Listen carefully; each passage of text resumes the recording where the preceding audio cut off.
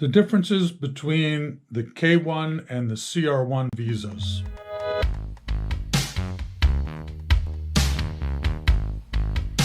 Hi guys, Ken here, postcards from Cebu.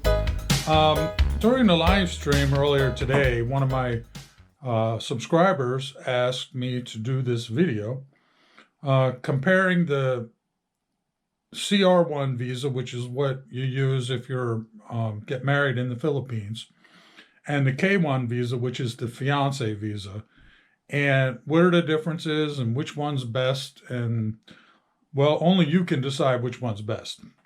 But some things to keep in mind. And I've also had comments in the past that people are like, yeah, if your U.S. government wasn't so picky and all this kind of stuff. Well, I live here in Maryland, very close to Washington, D.C., and I have a lot of friends and neighbors that work for the Department of State. And they are really just trying to do their job. And the issue with them is they have to comply with the law, the way the law was written. And it's a mess. It was written by Congress, and all kinds of stuff is in there and all kinds of things. And these poor folks at state have to process these applications, but they also have to comply with the law.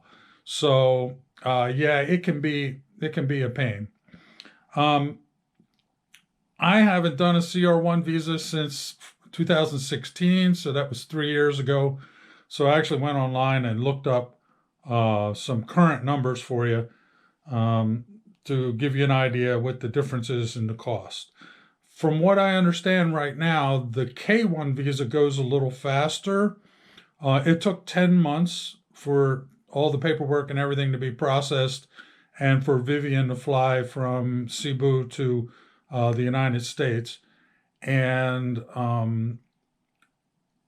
I understand now that K1 visas go a little faster, and you could be here in 6 to 8 months instead of 10 months.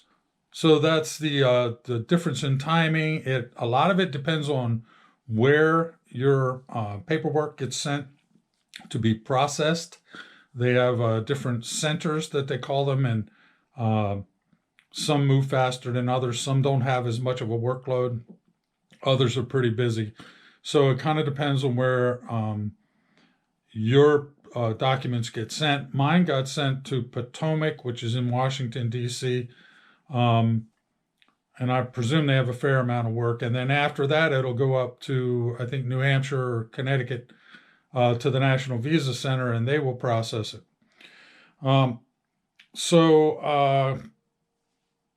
Let's start with the CR1, which is what I did. I was married in the Philippines. As a matter of fact, videos of my wedding and everything are up on our YouTube channel. So the first thing you have to do is you have to file, and you pay a filing fee of $535. That's the same for CR1 and K1. Then there's a visa fee, $325. And then a thing called an affidavit of support, which is something that I had to do, which was demonstrate to the government that I make enough money to support Vivian. The fee for that's $125. Then there's the medical exam at St. Luke's, which is another $340. Then a visa issuance fee of $200. And the grand total of all the fees that I had to pay was $1,525. Of course, there are other expenses involved too. I had to, when Vivian went to Manila, she had to go from Cebu to Manila, fly up there. I sent my stepdaughter with her, so the two of them were together. And then I had to put them up in a hotel for 3-4 days so that Vivian could go get the medical exam and then go over to the U.S. Embassy for her interview for the visa.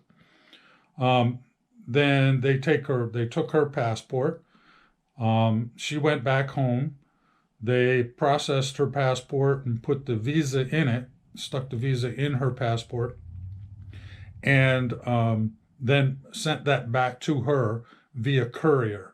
And then she went and picked it up and was ready to go. So the cost of all that, the cost of, plane flight, to Manila. If your fiance happens to be in Manila, then that's fine, or your wife. But of course, our Vivian was in Cebu, and I sent Vivian and Shara, both of them, to Manila, and they stayed at a hotel there for 4 days and flew back to Cebu, and all that was taken care of.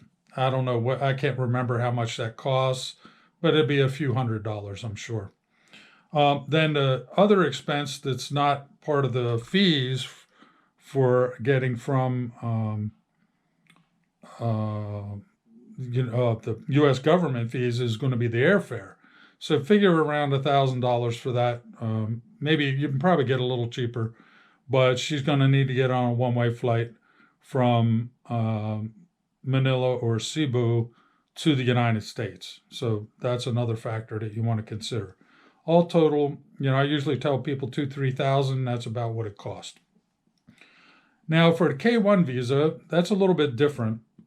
The other thing about the CR1 visa was when Vivian arrived here, she had a green card, a social security number was assigned to her. She got a social security card. All that came in the mail right after she landed and was waiting for her here. So that process went really smooth. She was here, permanent resident, work permit, everything good to go. On the K1 visa, which is a little bit different. In this case, you have met a girl. She is now your fiancée because you proposed to her, and you want to bring her to the United States and get married here. So for the K1 visa is the visa application that you're going to use in that situation. Once again, that filing fee is $535. The visa fee is a little bit less, $265. There is no AOS involved in the K1. I would imagine, it'll happen later, I'll explain it. Then the medical exam is the same, $340. Then you have to factor in the cost of the trip and the airfare as well. The big difference in the K1 is that once you get married here in the United States, you have to file a thing called adjustment of status because now you're married, and she's going to put in her application for her green card and social security number and all that kind of stuff. That costs $1,225. So just fees alone, the CR1 costs $1,525, and the K1 costs $2,365, a difference of $840. So that's what you're looking at. Although I understand it works a lot, if you go the K1 route, it shaves a few months off the processing time and you can get her here faster, but it is more expensive. So anyway, guys, feel free to leave comments, like and share this video, hit the thumbs up button, and up there somewhere is going to be my ugly mug. Click on it, subscribe to the channel. I'd love to have you join me. Thanks so much for watching, guys. Bye.